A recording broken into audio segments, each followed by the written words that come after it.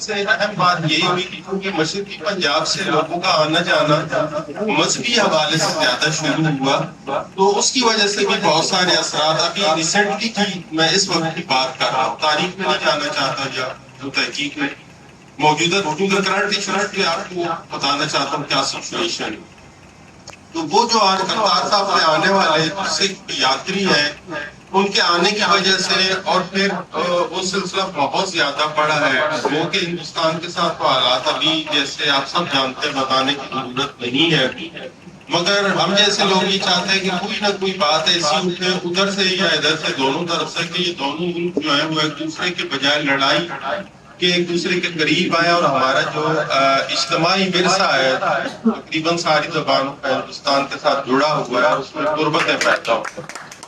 اور وہ برابری کی سطح پہ اور اچھی سطح پہ، لیکن اس برابری کے لیے ہمیں محنت ابھی شاید تھوڑی اچھی اور کرنی پڑے گی، انہوں نے کر لی جو کچھ کرنی تھی، بہت سارے حالات جن پہ آپ بات نہیں کرنا چاہتا۔ دوسری بات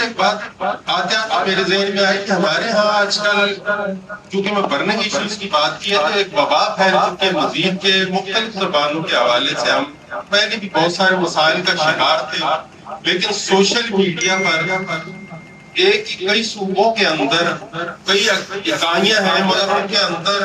بحث ایسی شروع ہوگی جو ایک دوسرے کے ساتھ دشمنی کے حد تک لوگ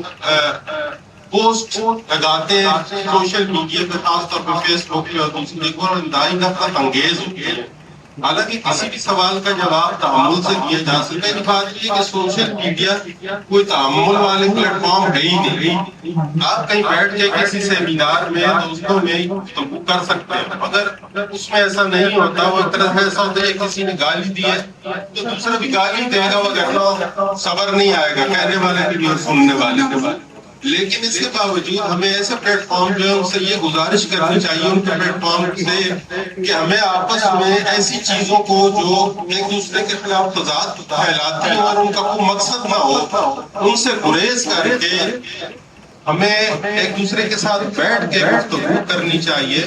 اور اس میں ایک طریقہ کار جو ہمارا شروع سے چلا آ رہا ہے اس کے تحت بات کرنی چاہیے۔